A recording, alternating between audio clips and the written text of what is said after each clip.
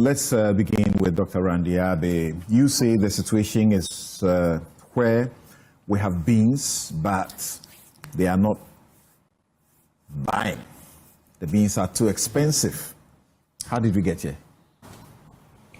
We are where we are because our bean is not competitive, the price of our bean, as compared to other origins. And you also have a buyer-funded model. Our beans is more expensive. Yes. Comparatively. And the gap is too wide. And it's the reason why you have a situation where there are complaints that we've given beans, they've not been bought.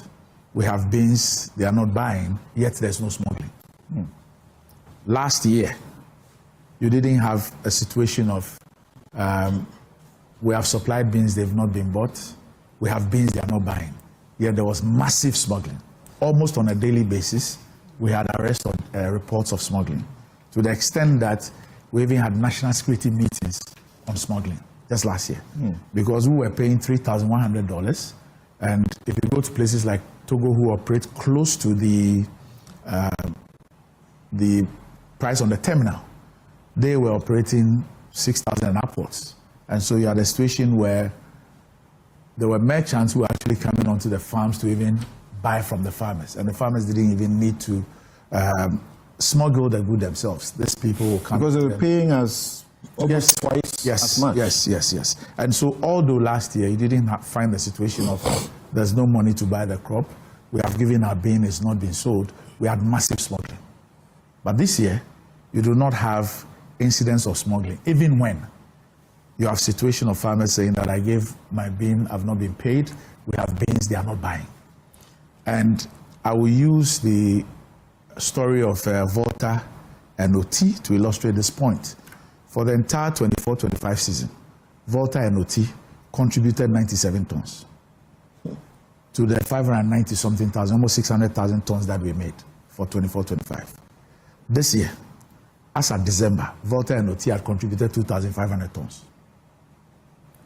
And you hear a lot of complaints just by close of December, about 2,500 tons. From the same area, that contributed just 97 tons. And so it is really a pricing issue. And that is why even in this situation, we needed to be careful with the decision that we took, because we also needed to have our eye on reverse smuggling. You go trying to solve a problem, and before you realize, you think that you're solving a 70,000 ton problem, only to have 400,000 tons of cocoa arrive in your country. We know what is happening everywhere around us. There are countries that have not announced a reduction, but we know what is happening on the ground. Explain the reverse smuggling again. Reverse smuggling simply means, first of all, for all the communities that are along the border, it's trite knowledge that they operate in two markets. So they look at which market is favorable to them. Beyond them, as I gave the story of Volta and OT to illustrate the point, you know, they look at what the conditions are. And that is why we always look at Ghana, Cote d'Ivoire pricing, because the research shows that anytime there is a gap of more than $400, the incidence of smuggling is very high. That's per ton. The incidence of smuggling is very high. And so you try to ensure that to deal with smuggling, you do not have that gap. Because when it is below that, you do not have an incentive to smuggle, especially in large quantities. Right. And so when you have that huge difference where you're paying $3,100 and the spot price is in excess of $6,000, $7,000, then the motivation is there. And that's why I said people will even come to the farms, give the farmers 5,000, and the farmers didn't even need to take the risk of smuggling. It was enough good business for others to decide up of over 1,000 US dollars, or even 2,000 US dollars in some instances. And therefore, there is no motivation, you know, for smuggling. But the reverse smuggling would then mean that if you continue to pay, and why we didn't have the reverse smuggling, although the amount was there, was that there was no liquidity. So even those who intend to smuggle know that Ghana is not buying.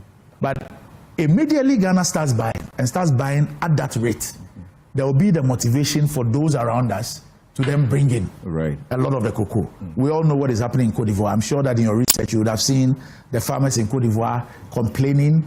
There's an EU24 interview, Euronews 24 interview of farmers talking about their produce rotting away on their farms and their warehouses and all that. Now, in a situation where Ghana has liquidity and is buying, and the price is at that level, there will be an incentive to smuggle. So that's why I said that if you're not careful, you might think that you're solving a 70,000 ton problem, only to be confronted with a 400,000, 500,000 ton problem, which is then going to mess up your loss situation completely. Just a quick side issue. Yeah. From what you're saying, I get a revelation that where, say, Cote d'Ivoire is doing 2 million, and we are struggling to get to 1 million, even though we have done that before. You know, I remember Kufuor's regime when we got to that point, and there was celebration that greeted it. So it's not exactly the case that what we record has been what we produce, because you have to discount what may have been smuggled. Yes. So I'll give you an example. For 23-24, Cocoa Board projected a crop of 800,000. At the end of the season, Cocoa Board had done 438,000. And that's the situation that led to the rollover of about 333,000 tons. Now, something significant happened. And that was the year that the syndicated loan collapsed after 32 years. Now, for the first time, the season opened in September. The first tranche of the syndicated loan hit Cocoa Board's account on the 22nd of December.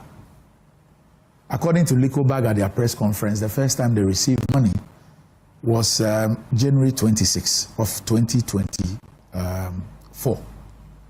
So what it meant was that the season opened in September, and if I just give a little explanation so that people then appreciate this. Under the syndicated loan regime, Cocoa Board will then make a projection of its crop output, and then also a projection of the price. And then on the basis of that, Cocoa Board would then give a mandate to the cocoa marketing company to go and sign contracts on the basis of how much Cocoa Board expects to spend in purchasing the crop. So let's say Cocoa Board makes a projection of 600,000 with a price of 5,000. And so they ask CMC to say, go and sign contracts of 500,000. 500,000, not less than $5,000. So they go sign this. And Cocoa Board needs, let's say, $1.8 billion. And the financing cost of maybe some 120 million. So CMC will sign these contracts, 500,000 tons with international buyers at not less than $5,000. These contracts are what Cocoa Board sends to the consortium of banks, the syndicated banks, as collateral. So this is raw beans contract. So Cocoa Board commits to supply 500,000 of its expected 600,000 output, raw beans, to these suppliers, who then have signed a contract to buy the beans at this price.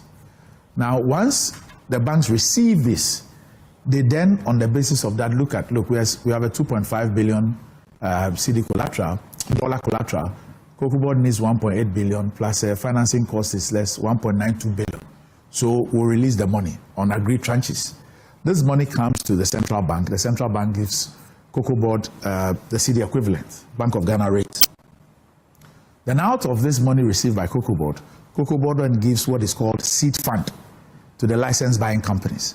So the licensed buying companies then use these seed funds to buy the cocoa from the farmers on behalf of Cocoa Board. Now you had a situation where in 23-24, the season opened in September. September, October, November, December, the LBCs had not been given any seed fund to buy the bean.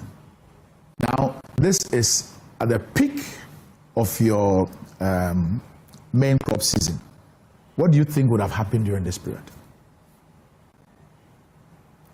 For all this period. So some of the LBCs had to by themselves go and take loans to try and go on the market and all that. But the seed fund that usually is given to these LBCs maybe by mid-September or third week in September to go and buy the crop on behalf of Cocoa Board was not available.